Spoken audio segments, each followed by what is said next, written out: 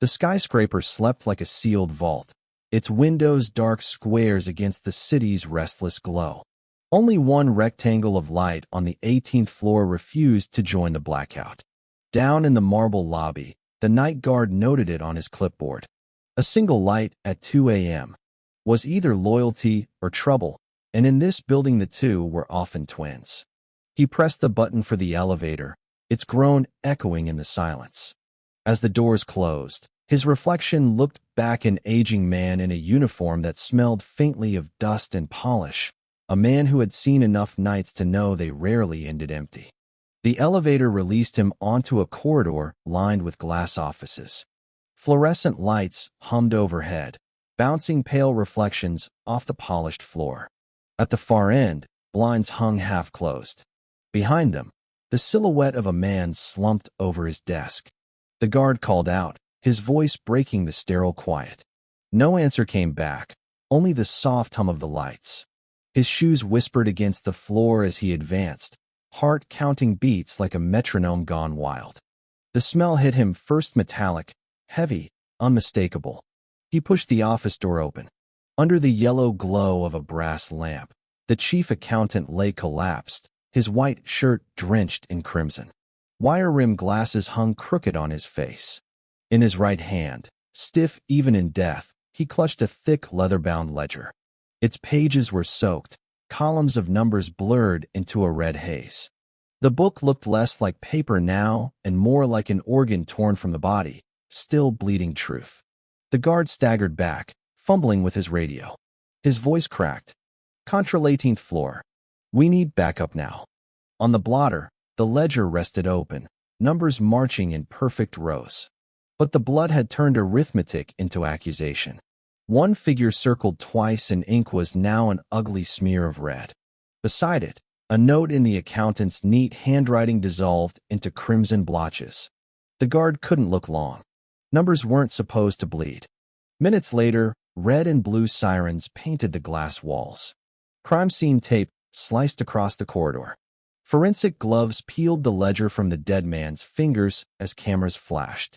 A detective muttered, "Strange thing to die with, a book like this." By dawn, the story spread faster than the sunrise. Chief accountant found dead with bloody ledger. Suicide or murder?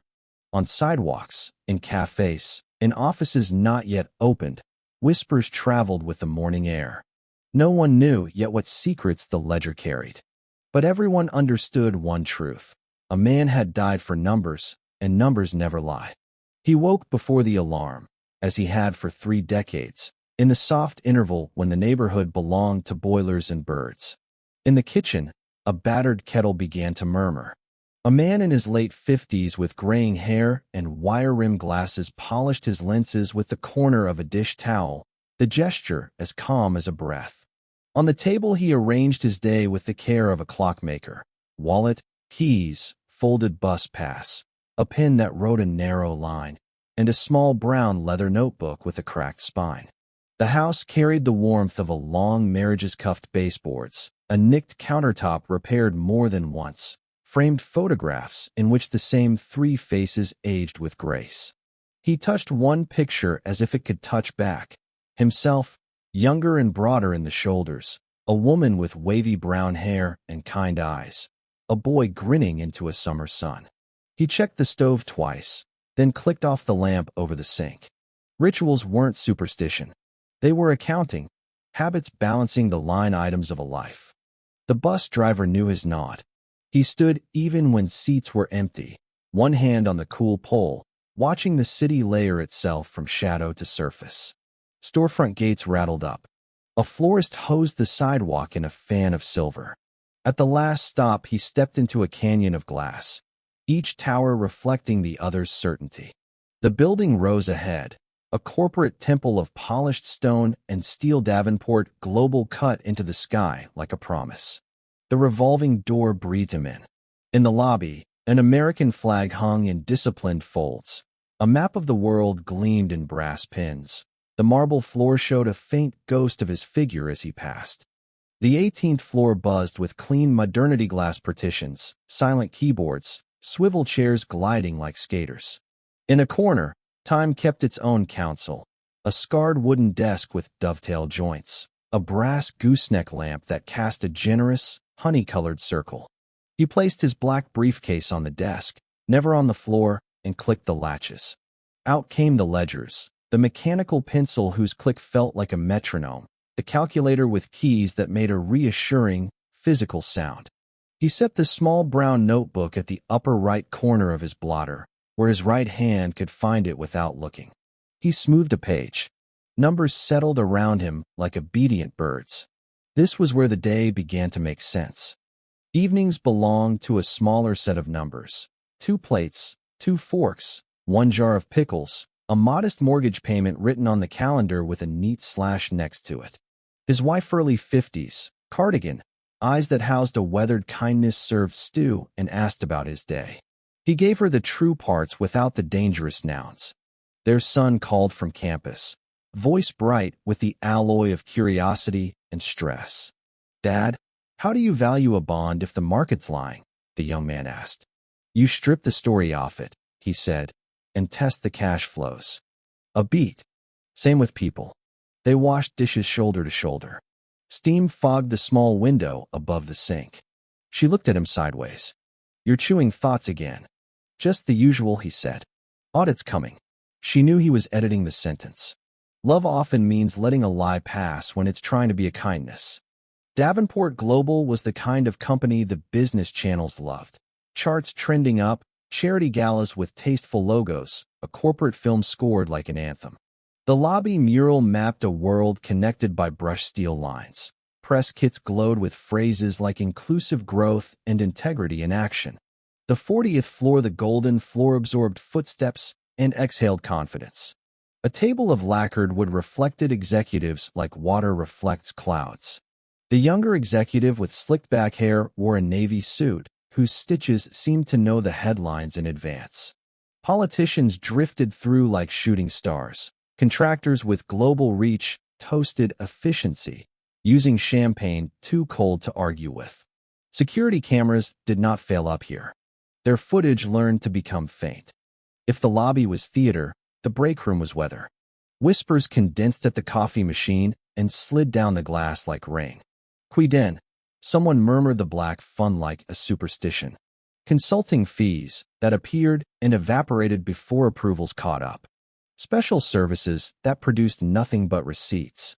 A department called Special Projects, with no org chart and 3 doors with no windows. "Ask too much," a junior analyst whispered, "and you get a calendar invite with no room number." Laughter followed, as if joking could change probability.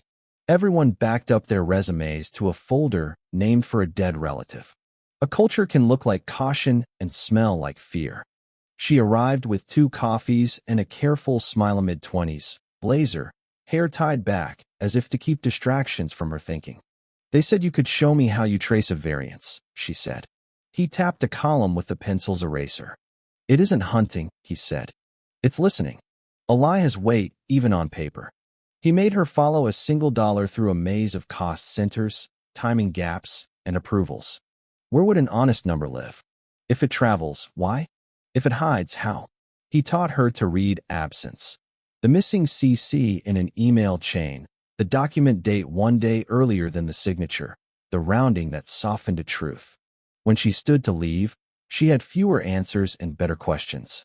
In his margin he wrote a dot, and, beneath it, 1 word only he would ever read, promising. He was summoned to the top floor for a quick alignment. The younger executive with the immaculate watch poured an early whiskey, offered one, replaced it untouched. "We're moving something across borders," he said lightly. "Routine. Don't let the paperwork slow it." "Routine things have routine documents," the older man replied. "Sometimes documents catch up," the younger man said, smiling with only his mouth. "We all breathe easier when the tempo is right." "I know 4 beats," the accountant said. "Document, verify, approve, record." "Cute," the younger man said. "We're playing the remix." It was franker than most conversations up here. Frankness is a tell. There was a department called Compliance behind glass to prove it had nothing to hide. Posters said report, respect, protect. The hotline number shared space with a bowl of mints. The head of compliance smiled during town hall. We take concerns seriously. A staffer typed kickbacks into a draft disclosure, watched it look naked, deleted it, replaced it with misalignment. Another tried money laundering, backspaced to visibility gaps. An email about irregular approvals was forwarded to process harmonization, a phrase that meant exactly what fear thinks it means. The accountant watched without blinking. A system's values can be learned by the verbs it avoids. At home, the arithmetic simplified, soup ladled twice, a radio murmuring the late news, the small ache of two people trying to keep a world sturdy. She saw the crease between his eyebrows and smoothed it with her thumb. "You'll wear a groove," she said gently. "Busy period," he offered. "Busy isn't the same as haunted," she replied. He almost told her about whispers, about the feeling that someone had taught the building to breathe. Instead, he said, "The new hire is sharp." "Then teach her the right way," she said. "You always do." It looked like nothing, a $2.3 million consulting fee that cleared in under 24 hours through Cost Center 3A. No engagement letter, no approval chain, a timestamp that didn't match the movement of any real person. He traced it backward and forward with the patience of a tracker, into Zurich under an entity with an admirable website and no physical door, split into thirds in Cayman, returned fused as advisory on an unrelated European project. He double-underlined the figure in pencil. The mark looked harmless. It wasn't. At lunch, he retreated to a bench in a small park 3 blocks away. A thermos, a wax paper sandwich, pigeons with royal entitlement. The city's ordinary choreography restored him. A courier threading traffic, a child fascinated by a fountain, a woman in a cobalt coat smiling at a line in a paperback. He opened the brown notebook and wrote 3 lines that would mean little to anyone else. 3. A timing off. Mass descriptor. Offshore tri-split reentry as advisory. He underlined timing. Honest numbers do not travel at impossible speeds. Late afternoon softened the office into cooler tones. A man in a plain, well-fitted suit appeared at the threshold of the wooden desk. Cropped hair, smile that didn't reach the cheeks. "Just checking alignment on process changes," he said. "Alignment is health," the accountant replied. The visitor's eyes traveled like a scanner desk, drawers, lamp, blotter, the brown notebook he couldn't possibly see. "Good," he said, and left a different temperature in his wake. The older man wrote, "Unscheduled contact." No badge name. Eyes counted drawers. Then he went back to his columns, because fear hates competence. Some vendors had websites that loaded like a magic trick, too fast, too clean. Their about pages used more adjectives than numbers. Their team photos loved stock models. Phone lines rang to voices trained to sound like competence. Invoices from these ghosts were immaculate typos cost money. They referenced contracts, executed off-cycle due to timing considerations. Bank details pointed to places where even questions needed a passport. He circled 3 names and wrote in the margin, poem pretending to be a ledger. On the 22nd floor, tax engineers drew arrows on whiteboards like composers. Deferred, recharacterized, foreign source notes in a song that sounded like legal comfort. A partner joked about stateless income. Laughter had the shape of a shield. A paralegal delivered a card of binders whose spines formed a mosaic of victory. An associate asked about substance requirements, and the room found a way to agree that substance was essentially a well-written memo. Downstairs, a copy of an invoice died to no travel log arrived on his desk with a figure that was neat and a provenance that wasn't. Word travels in buildings like heat. If something fell off, bring it to the corner desk with the brass lamp. People did. An expense for cultural facilitation in a city better known for tanks than theaters. A retainer for a consultancy whose only employee was a surname. A pilot project that never took off but burned fuel anyway. He didn't scold. He asked questions until costumes fell away. When a clerk brought him a flagged invoice with a bank change and a voicemail that spoke English like an actor learning lines, he listened, nodded, and said, "This is a transplant." The body will reject it unless someone sedates the immune system. The clerk laughed despite herself and left lighter. The CEO's town hall glowed with sincerity. Stewardship, he said. Community. The promise we hold. Applause fluttered, well-timed as a screensaver. Slides promised Integrity Week with cupcakes and a keynote. The hotline number beamed from the screen. Later, someone dialed the hotline and was put on hold to music suspiciously similar to the yacht's playlist. They hung up before the solo. The older man underlined a date in his ledger that did not match the speech's story. He wrote 3 bullets in his notebook and drew a box around the third. The page did not pose for photographs. He drafted a request with precise corporate phrasing. Please provide engagement letters, approvals, supporting schedules. He copied the department's policy demanded. The reply arrived too quickly and from too high. Appreciate your diligence. These items are handled at a higher level. Proceed without delay. He printed the email and slid it into the brown notebook with a paperclip. Paper resists revision. Truth appreciates stubborn materials. At the park, his usual bench was taken by an argument soft enough to stay married. He chose another. 2 benches away, a man in a gray coat fed pigeons without looking at them. The stillness was deliberate. The accountant stood, and so did the coat. He changed direction twice for no reason that honest people require. The coat matched his pauses like a shadow learning to sing. He stepped into a hotel lobby with doorman smile strong enough to be architecture, waited near a column, then stepped out again. The coat was gone. He wrote in the notebook, surveillance likely. Proceed anyway. He took the long way home and bought a small bouquet from a corner shop, bright colors that looked like joy, not apology. He set it in a jar on the table. She smiled in a way that folded years. Over dinner, he told the safe slice of truth. We're busy. The young one is learning fast. She will, if she watches you, his wife said. You don't make noise. You make sense. Later, when the house settled, he opened the notebook at the desk in the spare room. He drew a map only he could read. Reserve Fund Zurich shell came in tri-split reentry as advisory. He boxed 3 names and wrote, if escalation is required, use outside channel. He addressed a plain envelope to a PO. Box almost no one knew existed. On a night monitor, a veteran guard watched badge log scroll.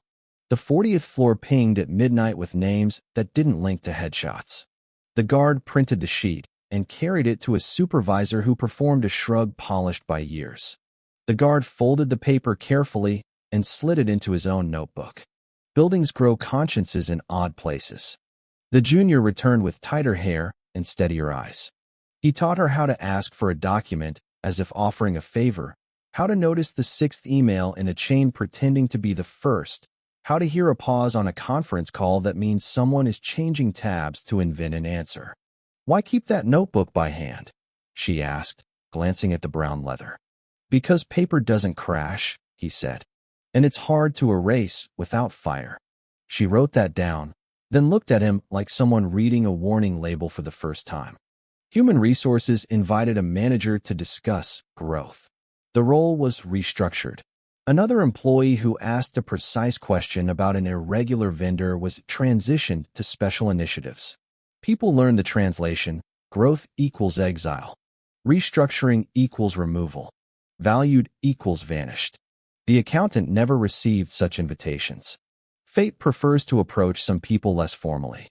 A cultural facilitation invoice appeared, referencing an event that had never happened in a city better known for armored vehicles than ballet. It was approved and paid in hours, then mirrored as a credit against a construction budget. He traced the mirror to a shell that shared a bank with a donor conduit, whose name had graced a fundraiser invitation on the lobby credenza last month. He put a tiny red asterisk in the margin. Asterisks are small doorways into larger rooms. Storm clouds stacked over the river like unfiled grievances. In the boardroom, a toast rose to a quarter, exceeding expectations. On the 18th floor, he adjusted his glasses and wrote with a firmer hand than he felt. Map sufficiently complete. Offshore routes identified. Internal approvals inconsistent with policy. Cultural risk institutionalized. He underlined sufficiently complete and dated the page. He closed the ledger with the tenderness of a hand on a sleeping child. When he turned off the lamp, the circle of light narrowed to a coin, then to a pin, then to nothing, enough darkness to test conviction, enough memory of light to navigate it.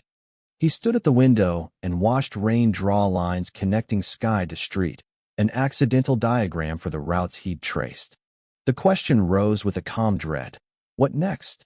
Inside channels had turned into mirrors. Outside channels meant a price he couldn't estimate.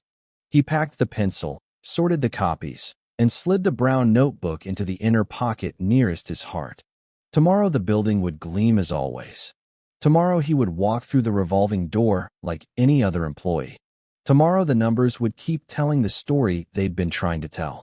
And he would be the one to carry it where stories go when buildings won't hear. He pinned the morning to the desk with the weight of his hands, then opened the ledger to yesterday's asterisk and began again. The first Route Reserve Fund Zurich Shell Cayman Tri-Split Reentry as advisory was no longer a hunch. It was a road with mile markers. Today he traced a second current running parallel, a softer wake that tried to look like tide. It began with a market development grant, looped through a Luxembourg partnership that had no employees and a shared receptionist, then dissolved into educational outreach. He lifted his pencil. Education for whom? The figures didn't care to answer.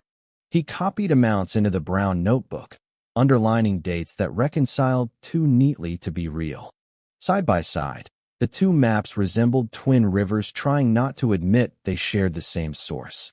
He asked for documents that policy promised should exist: engagement letters, risk assessments, approvals.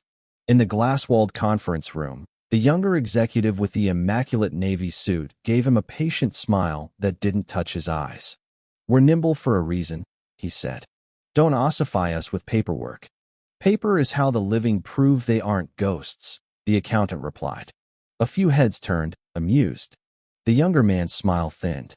"Then call me Casper, and let's all move forward." He shifted to a safer topic: pricing flexibility, cross-border agility, the virtue of speed. The meeting ended with the brittle cheer of people grateful to have survived the agenda. In the hall, two colleagues slowed just enough to whisper without moving their lips. "Careful." He pretended not to hear. Pretending had never been his talent. He dug. The third route announced itself with a tiny misstep, a vendor code off by one digit that rerouted a wire through an account that should not have existed. He followed the misstep to a Gibraltar entity whose address was a lawyer's office with 3 surnames and 1 door. The wire leapt to Malta, swam to Cyprus, and surfaced as project acceleration on a development that had not acquired a permit yet.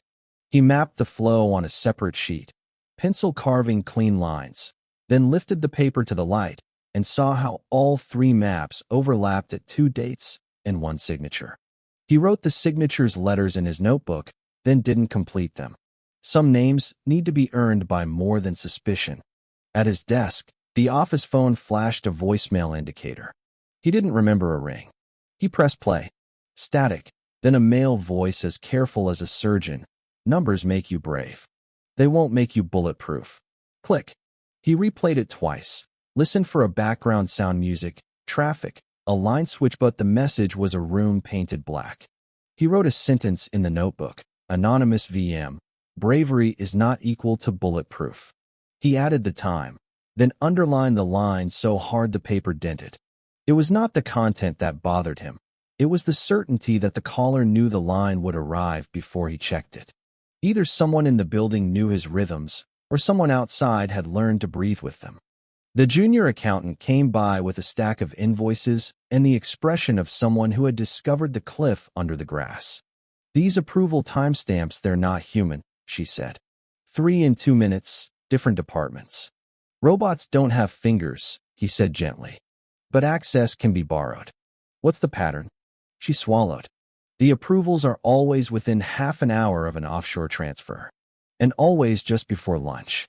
Because lunch is a kind of alibi," he said, not unkindly. "Get yourself a sandwich, and people will swear you weren't at your desk." He showed her how to log the variances as questions, not accusations, and to save them where only legal necessity could demand them. When she left, she looked older by a month. He looked exactly the same, which is what the brave look like from the outside. He found it under his office door when he returned from the copier. A slender envelope with no postage and no handwriting. Just the kind of neutrality that insists. He shut the door, locked it as a reflex he wished he didn't need, and slit the flap with a paper knife. Inside, a single sentence typed on a printer that needed toner. "Stop digging. You are not untouchable." He smelled smoke on the paper, old and stale. He folded the page and slid it into the brown notebook, then locked the notebook in the desk drawer. The wood felt thin for the first time since he'd owned it. He wrote in his head because the paper was now behind a lock. Threat note delivered internally. Smell of smoke, cheap toner. Calm punctuation. Period. The sedan returned as if it had only circled the block for a week and come back to find him unchanged. It idled with headlights off across from the revolving door. When he stepped onto the sidewalk, the car rolled forward one parking space, a predator pretending to be bored. He altered his route west 2 blocks, south 1, a pause at a florist window where tulips knew more about seasons than people did. In the glass, the sedan mirrored him, and then the mirror was empty. He took the subway, switched lines twice, exited at a stop he never used. By the time he returned home, he had counted the rhythm of every pair of footsteps within 50 yards. The counting calmed him, like prayer. His wife poured tea and watched the steam rise like an omen she was learning to read. "You're losing weight," she said softly. "And sleeping like you owe someone hours." "Work is dense," he said. He didn't lie about the facts. He lied about the adjectives. "Dense doesn't leave notes under doors," she said. He met her eyes. They had been married long enough to speak without language. "I will be careful," he said. It was not a promise that could survive impact. She took his hand anyway, like a person fastening a seat belt in moderate turbulence. It wouldn't save you in a fall, but it kept you honest until then. The landline rang at 12:07 a.m., a sound out of a year that no longer existed. He lifted the receiver with a tenderness reserved for his son's late questions. Silence breathed for 5 seconds, then a whisper. Hanley thought the ledger would save him. Click. The dial tone returned like an insult.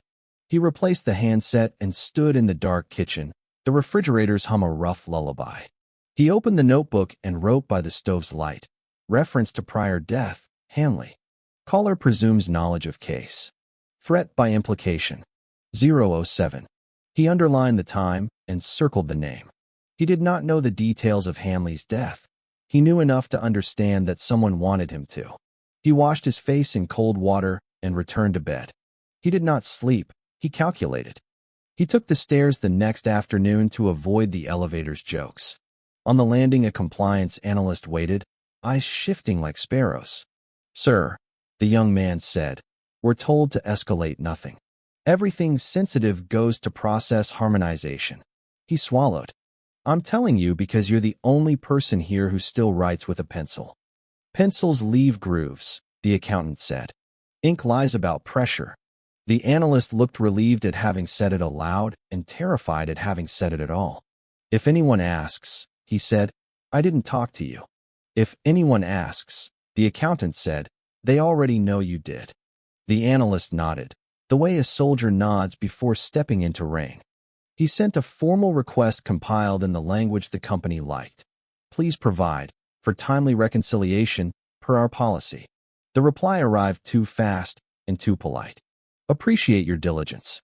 These matters are handled at a higher level. Please proceed without delay." It was the kind of sentence you could smell, varnish, and aftershave. He printed it, slipped it under a paperclip in the brown notebook, and wrote, "Sentence-shaped threat." No signature that can be pinned to a wall. He reread the email and felt the peculiar loneliness of a person who knows a room full of furniture is just a stage set. He found it at 5:41 p.m., when honest people were commuting and liars were warming up. A charitable grant small by corporate standards, $2 million funneling through a foundation whose board overlapped perfectly with a political action committee that made permits arrive early. The grant paid for community engagement, which turned out to be a consulting fee to a firm whose consultants were last seen clinking glasses on a yacht. He drew the new map in a different pencil, darker, as if the graphite could carry extra truth.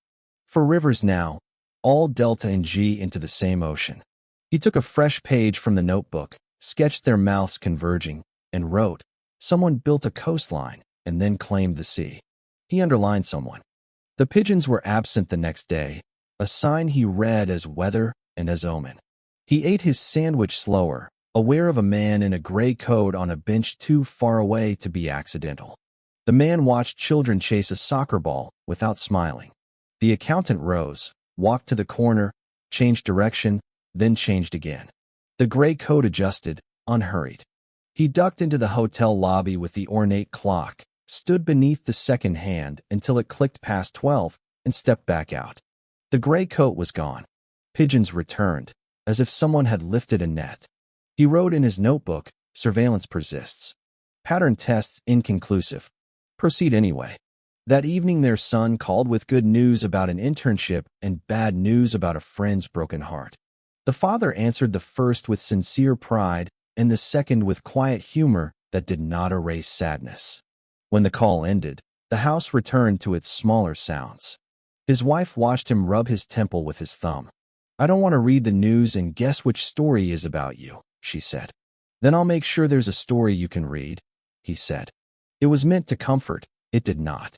He realized that truth and comfort can be orthogonal lines, each straight, never touching. He stayed late. The building thinned to its bones, leaving echoes and janitorial carts. Under the brass lamp, he began to write a different kind of report, one not addressed to any meeting, one not designed to be filed after the fact. Summary of flows, for distinct routes. He listed them by euphemism and by truth. He listed dates, approvals that should have existed and didn't, approvals that existed and shouldn't. He described timing intervals too perfect for humans and too clumsy for machines.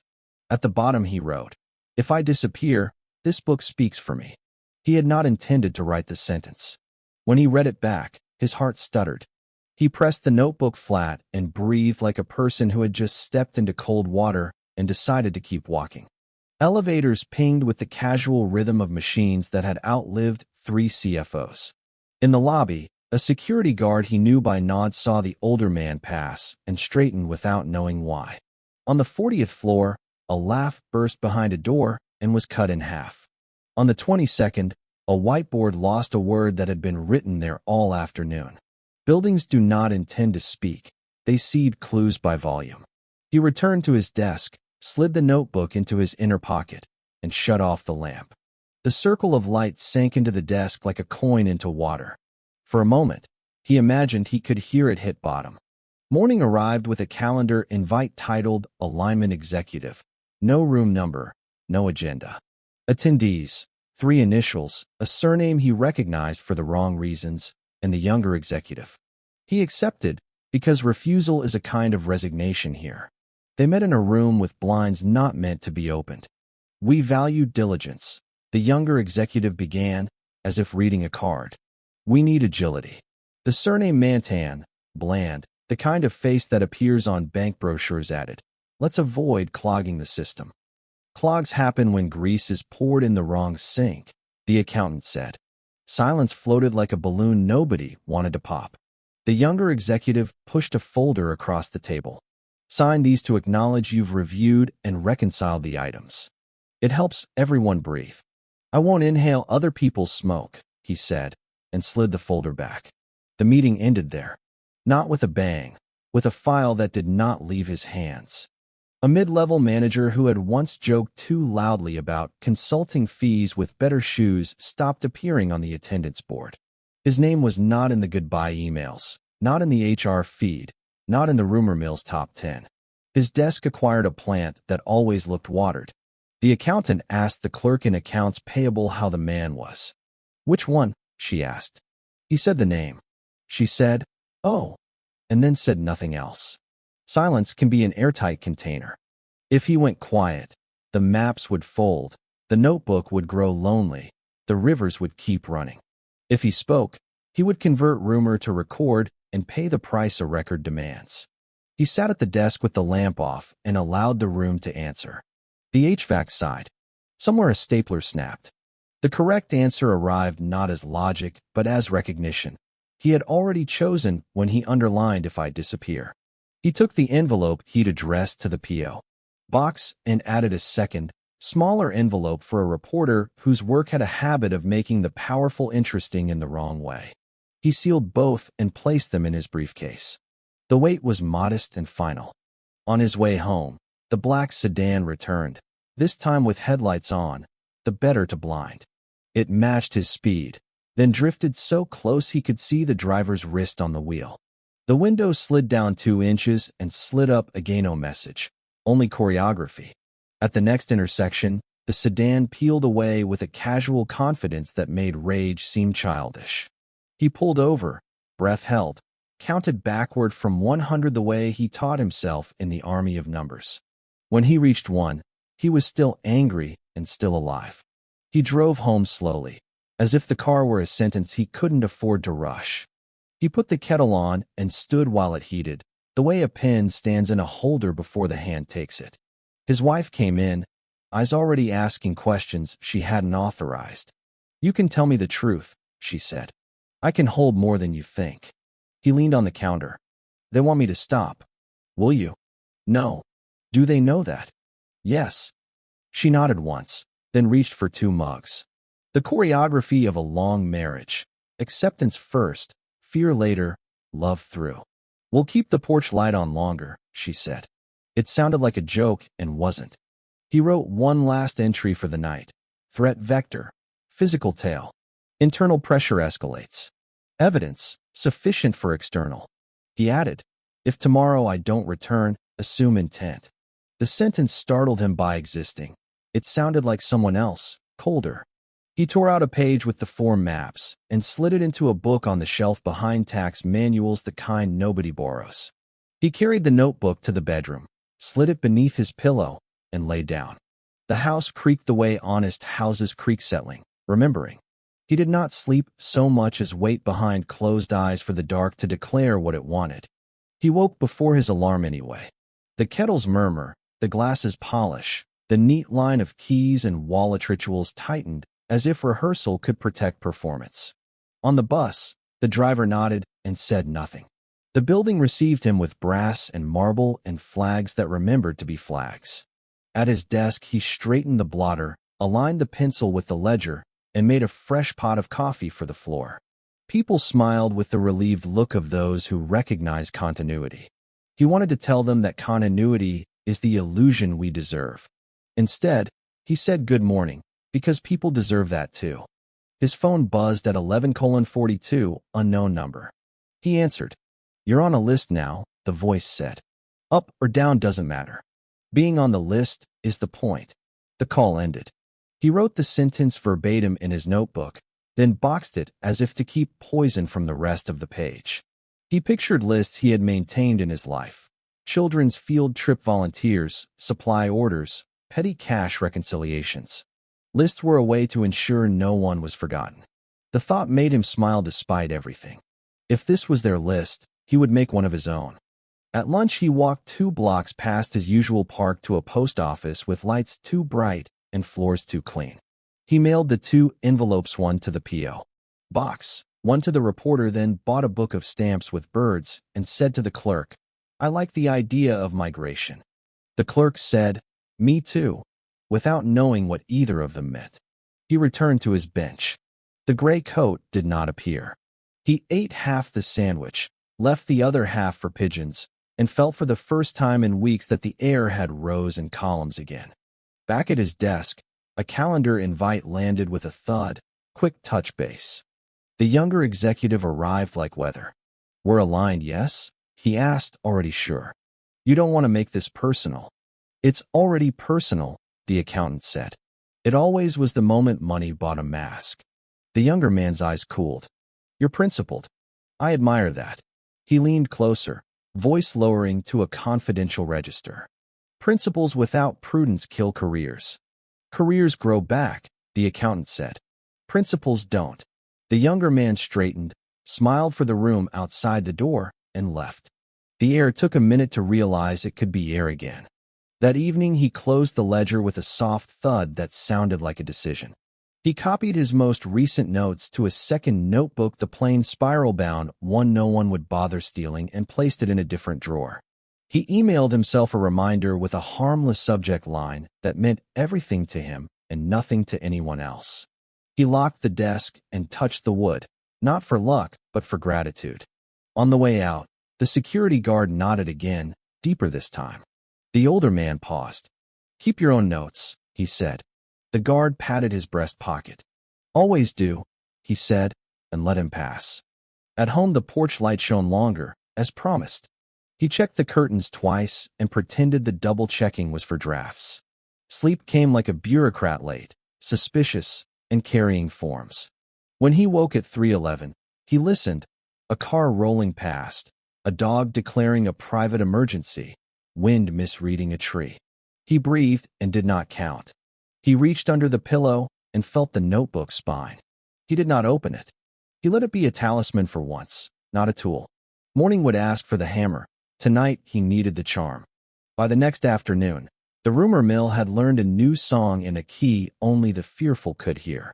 He could feel it in the way conversations stopped a beat too late, in the way the elevator doors opened onto faces curated for neutrality. He walked through it like a swimmer through cold water, shocked, then adapted, then alive. He wrote one sentence on a fresh page and boxed it. "The line has been crossed. It cannot be uncrossed." He looked at the words and allowed himself 1 minute of grief for the life that had trusted lines to stay put. Then he closed the notebook and went to the copier, because pages needed copying and life refuses to pause for elegy. Rain reconsidered the city at dusk. In the boardroom upstairs, someone practiced a toast. In HR, someone wrote an email and saved it as a draft. In compliance, a poster peeled at one corner despite the glue of values. On the 18th floor, the brass lamp burned bright as noon on a small island of wood. He packed the briefcase, envelopes gone, copies made, maps folded into the notebook's memory. He turned off the lamp with the care of a person extinguishing a candle beside someone sleeping. The darkness that followed did not feel like surrender. It felt like the honest night before a storm that had finally decided to stop pretending. He stepped into the hallway, and the building listened. Morning arrived clean and merciless. An invite titled Executive Alignment Final sat on his calendar like a verdict. The room had blinds that refused to open and water bottles arranged as if hydration could absolve. The younger executive in the immaculate navy suit presided with the casual authority of someone who always assumes the last word is his. Two legal faces hovered at the edges, neutral as drywall. "We're done reviewing," the younger man said. "You'll sign off on the reconciliations today so downstream teams can move." He laid a thin folder on the table and pulled a pen from its sheath as if drawing a blade. The older man took the folder, laid his palm on it as you might calm a frightened animal, and opened it. The pages were perfect, too perfect. Dates kissed too tightly. Approvals marched in lockstep. In one corner, a stamped signature looked like it wanted to apologize. "I can't sign a picture of a ledger," he said, closing the folder. "It's a ledger," the younger man replied, smile smaller now. "It just happens to be aesthetically pleasing. It happens to be fabricated." Silence dilated. One of the legal faces cleared his throat. "Let's avoid loaded terminology." "Very well," the accountant said. "It happens to be untrue." The younger man's watch flashed. "You're making this harder than it needs to be." He stood, gently aligning the folder with the table's edge. "Truth is inconvenient. That's why it needs accountants." At his desk, he opened the black briefcase he had carried for 20 years. Inside lay a neat geometry of paper, summaries of flows, copies of emails whose sincerity smelled like varnish, printouts of access logs that security pretended not to recognize, and 4 maps sketched by his own hand, the rivers of money that curved from reserve funds to the offshore dark and back again, wearing new names. He checked the small brown notebook pages, dense with tidy lines and a pulse of red asterisks, and slipped it into the inner pocket of his jacket, close enough to borrow his heartbeat. He added a manila folder labeled only with a dot. He locked the case and felt the latch's seat with the satisfying finality of truth taking a chair. The corridor to the records room felt longer than usual, as if the building had inhaled and refused to exhale. The vault door waited with the indifference of heavy metal. He signed the log, presented his badge, and watched the light bloom green. Inside, shelves of files that smelled like past decisions, a table scarred by staples and time, and a camera above the far corner with a red diode blinking its mechanical faithfulness. He placed the briefcase on the table and set out what he planned to leave behind: a sealed envelope addressed to a P.O. box and a second sealed envelope with a handwritten note, "For the District Attorney, Financial Crimes Unit." He added a short cover sheet with a sentence he had rewritten 7 times until it could not be misunderstood. He organized the pages, then paused, hands flat on the table, whispering to no one, "Do your job." In a monitoring room 2 floors below, a security guard watched feeds like weather. At 14:07, the records room camera flickered, froze, turned gray, then returned as if waking from a dream. The guard tapped the screen with a knuckle, frowned, and jotted a time code. No alarm tripped, no supervisor called. Some failures are designed to look like mistakes. Upstairs, the older man felt nothing but a draft along his neck, the whisper of a room responding to a new presence. He turned, saw no one, and continued arranging the pages, aligning corners as if geometry might repel chaos. When he closed the briefcase, the latches sounded louder than they had earlier, a small violence in a room designed for quiet. As he left the vault, the younger executive appeared at the far end of the hall, smile in place, hands empty. "Glad we could align," he said, strolling forward with a looseness too studied to be natural. "We didn't," the accountant replied. "That's your version. Versions are useful. The market runs on them." "Markets run on trust," he said. "Trust runs on records. Records run on signatures," the younger man said softly, stopping a meter away. "You'll add yours soon enough." He watched the younger man's pupils small, controlled, and walked past without a word. The briefcase felt heavier, not in pounds, but in consequence. He made coffee for the floor a small defiance. The humble liturgy of normal left a fresh pot near the mugs, and returned a stapler someone had borrowed days ago.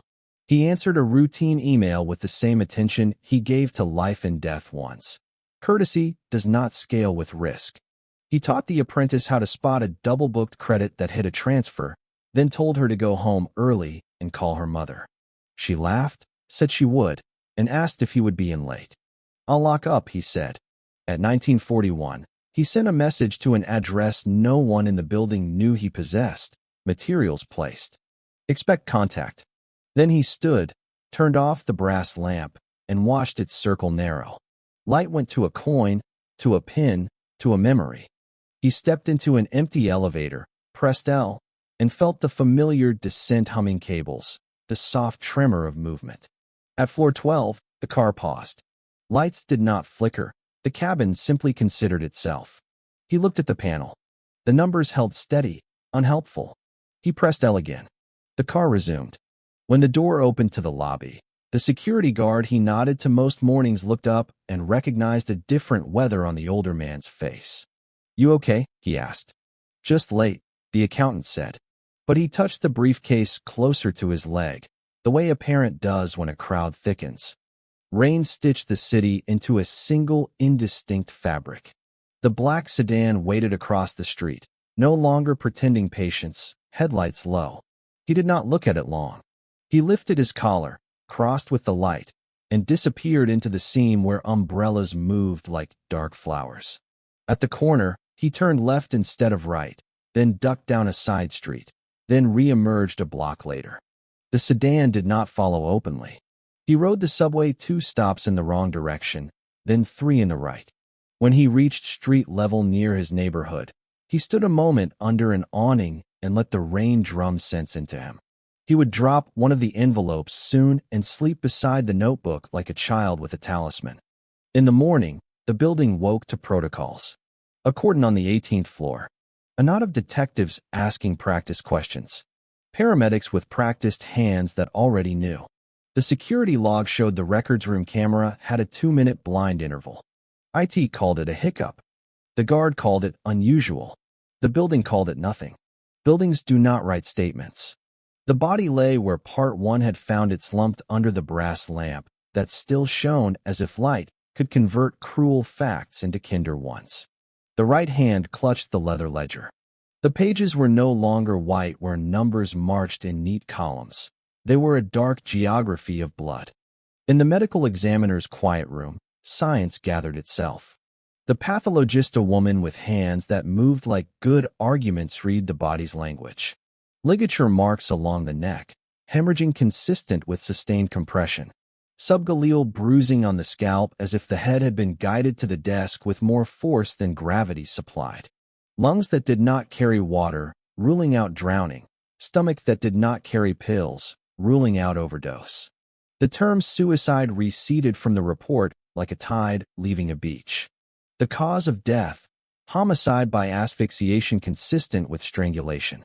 The manner, assault by another. The report traveled in an envelope to people who would wish it said less. On the courthouse steps, camera lights whited out the morning. She stood in a dark coat, hair pulled back, grief arranged into a shape the world could witness. "My husband did not choose death," she said. "He chose truth. Someone chose for him not to finish saying it." A reporter asked if he had been afraid. She considered and then nodded. He was careful. Fearful is something else. He kept a notebook. He wrote everything down. The microphones leaned in at the word notebook. "Give it to the police," someone shouted. "To someone who will use it," she said, and stepped away. The way she held the rail as she descended made people in the news vans go quiet. 2 days later, in the spare room of the small house, she opened the lower drawer of his desk because the insurance agent needed a form and because some part of love is tidying the edges. Beneath tax manuals and a faded manila folder, she found a small USB taped under the drawer lip, labeled in his neat block letters, R2 for external, if needed. She held it a long time before she called the number a friend had pressed into her palm at the wake, the independent journalist, known for giving the powerful a different kind of headache. "I'm not sure who to trust," she said. "Start with me," the journalist replied. "Then the documents will tell us who else can be trusted." The journalist, a man whose office smelled of coffee and stubbornness, plugged in the drive and watched folders blossom /flow_maps, /vendor_graphs, /email_prints, /access_logs, /memo_drafts. He opened a PDF titled Rivers_V4 and saw the 4 routes drawn with the precision of a civil engineer. Reserve Zurich Cayman Advisory, Grant Lux Partnership Outreach, Code Shift Gibraltar Mall to Cyprus Acceleration, Foundation Pack Overlap Consultants Permit Favor. Names were redacted with black bars that could be removed by comparing drafts, so he did, sliding layers until letters peeked through, shell names blooming into law firms, beneficiary accounts that shared transit with donor conduits, and signatures shaped like certainty in a world that shouldn't allow it. He called sources across jurisdictions, a Swiss banker who liked to talk when no one could quote him, a Cayman paralegal tired of watching money arrive without faces, a city hall staffer who had kept a binder of unusual expedites as a private gospel, threads braided into rope. He found emails where donation and permit appeared in the same paragraph like old friends, a yacht guest list that overlapped with campaign receipts, a compliance memo recommending process harmonization for cases outside standard cadence. Each page added a tooth to a gear that could grind through denials. He drafted the first article under a headline that sounded like a dare, not an embezzler, the accountant who mapped a black lung. When the piece went live, the city blinked. The writing was crisp, not breathless. It laid out the routes, the camera anomaly, the autopsy, the envelopes, the timeline. It used phrases that left little room for wiggle, documented pattern, consistent with independent corroboration. It quoted the widow's line, "He chose truth. Someone chose for him not to finish saying it," and let it ring. By afternoon, the district attorney's office announced a formal reopening of the investigation. A subpoena list unfurled like a scroll. Davenport's board issued a statement that sounded like the sound a door makes when you try to open it, and it's chained from the other side. We are committed to transparency. The stock price sneezed. On the 40th floor, the younger executive closed his office door and dialed a number he used for golf, not law. "I need counsel," he said, tasting the word as if it were unfamiliar. The reply, smooth and billable, "You already have it." He stared at the skyline the way a swimmer stares at open water too long. He rehearsed lines in his head and was informed, "I understood, I believed Dan disliked all of them."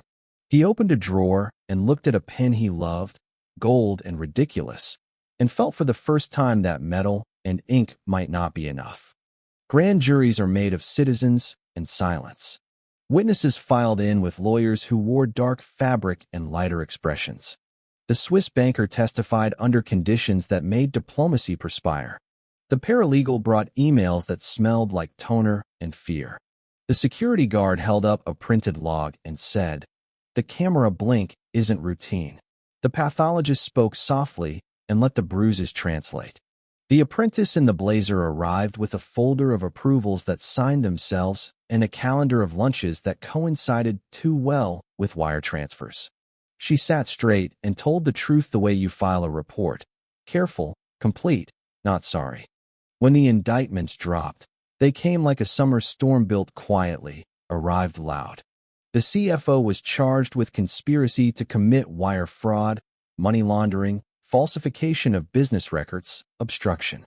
2 mid-level finance officers, 3 outside consultants, and a lobbyist with perfect hair landed on the list. Not indicted. A senior political figure whose campaign benefited from donations, a construction magnate whose projects seemed to obey gravity differently, and a foreign intermediary who, according to his attorney, regrettably cannot appear due to jurisdictional misalignments. The journalist wrote a second piece, "The Names That Fall and the Names That Float." The widow read it and did not cry. She had learned a new arithmetic. Trials are stories told under oath. The prosecution began with maps that looked like rivers and ended with numbers that looked like nails. The defense began with complexity and ended with outsourced compliance, a phrase that tried to make guilt someone else's subscription. The apprentice testified, voice steady. The pathologist showed the jury a diagram of the neck, not the photographs. The truth does not require horror to be believed. The security guard read the time code, 1407. The journalist produced emails authenticated by their metadata. Process harmonization had never sounded so incriminating. The CFO took the stand in his own defense. His smile worked on donors and dinners. It did not work on a juror who had cleaned offices for 30 years and knew how lies smell when you mop around them. The verdict arrived hot and simple, guilty on multiple counts. At sentencing, the CFO's lawyers argued context, a culture of aggressive growth, ambiguous policies, expectations that evolved faster than documentation. The judge, who had seen every context a city could manufacture, said, "Culture is not an alibi." He gave numbers the CFO could finally understand years and months. Outside, microphones jostled. "Is this the end?" a reporter asked the DA. "It's an end," she said. Above them, in offices where the carpet swallowed sound, phones rang unanswered for a while and then were answered with new names. Some ceilings hold. The journalist's third piece was more dangerous than the first two because it contained an absence. He described the shape of influence that had left no fingerprints, meetings that were always informal, advisories that never reached email, policy nudges that arrived as smiles. He wrote of a politician whose campaign coffers swelled along the same timeline as expedited permits, of a construction magnate whose yachts loved coincidence, of an intermediary whose passport had more stamps than a philatelist's wall. He named no one knew libel laws write their own ledgers, but the outline fit a handful of faces too well. The public learned a familiar lesson. Some people are not acquitted, they are simply not tried. The bloody ledger bagged, logged, and tagged sat in an evidence room with shelves of other people's grief. Forensic techs had scanned every page and found, beneath the stains, a pattern of marginalia, small dots that corresponded to entries later revealed as critical.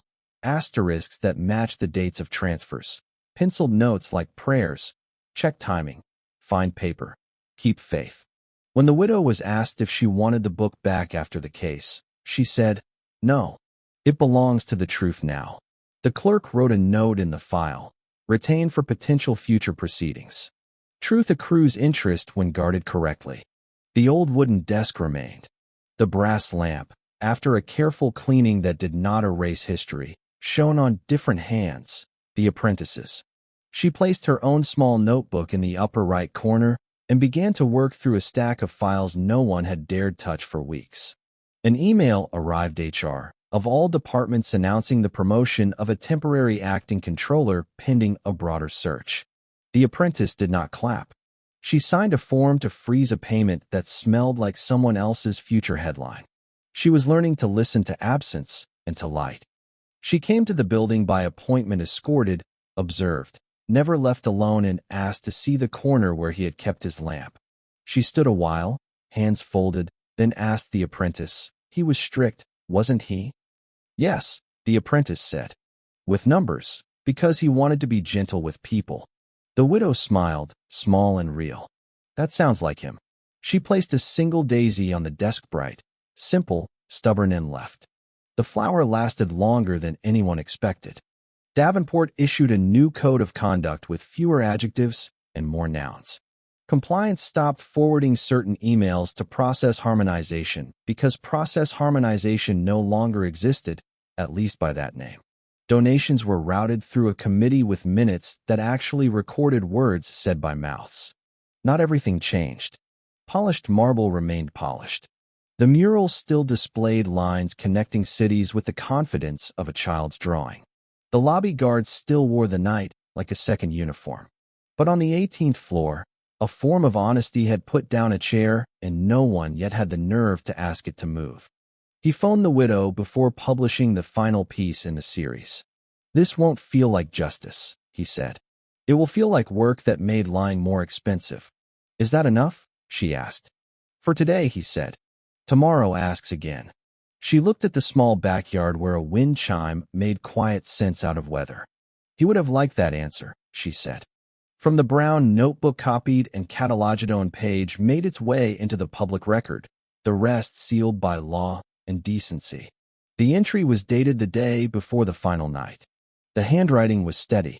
Map complete enough to travel. If tomorrow I don't return, assume intent. Give the story to someone who will listen. Numbers do not love us. They love the truth. That is enough. People clipped the sentence and taped it beside their screens. Others wrote it in the back of their planners. The apprentice copied it in pencil on the inside cover of her notebook, then closed the book and got back to work. Months later, the company directory displayed new titles in old fonts. The CFO's office held a view and a vacancy. The younger executive's name had been replaced by silence, then by a person whose biography included the word boring in a way that inspired relief. A new committee with teeth audit and ethics met in rooms with cameras that did not blink. The apprentice now ran a weekly session called Paper Before Promise. Attendance was optional. The room was full. News cycles turned. New outrages arrived, fresh and eager. The yacht found a new harbor. The political figure cut a ribbon and spoke about resilience. The construction magnate bought a team and sat in a box above the ice as if cold could wash wealth. Still, the price of lying had ticked upward by a measurable unit. Some donations were returned with statements that sounded almost embarrassed. A grant application was denied because a line item didn't make sense. A contractor learned that invoices with too much polish slide off desks now. Imperfect victories, but victories. At dusk on an ordinary Tuesday, the apprentice finished a reconciliation that refused to be bullied. She stood, turned off the brass lamp, and watched its circle of light narrow in the familiar way, coin to pin to memory. She thought of the man who had taught her that a ledger is not a weapon or a shield, but a mirror, and that mirrors are dangerous because they don't care who is standing in front of them. She took the daisy's dried stem from the pen cup and laid it flat between two blank pages of a fresh notebook. The building exhaled, as buildings do when they forget to hold their breath. Outside, The city practiced being honest the way people practice scales, not beautifully yet, but louder than before. Rain slicked the cemetery paths, softening the sound of shoes on stone. A plain wooden casket rested beneath a canopy, the grain visible, the handles modest. The widow stood close, her hands clasped white, face set in the expression of someone who refuses collapse, because collapsing would dishonor the weight in the ground. Their son stood beside her, jaw clenched, grief carving him into an older version of himself. Colleagues gathered in a careful semicircle. Some wore dark suits with collars dampened by rain. Others clutched umbrellas like shields. A few wept openly, more blinked hard and looked down. A man who had shared a cubicle wall for 20 years whispered to no one in particular. He was the kind of person who balanced more than numbers. The priest spoke, but the real eulogy came in silence, the way people held themselves straighter, the way the rain refrained from pounding for a minute, the way the city seemed to lean in. After the burial, at a memorial in a small church, the brass lamp from his desk had been placed on a table at the front. Beside it lay the blood-stained ledger sealed in a clear evidence bag, loaned for ceremony by reluctant authorities. The sight of it made people gasp.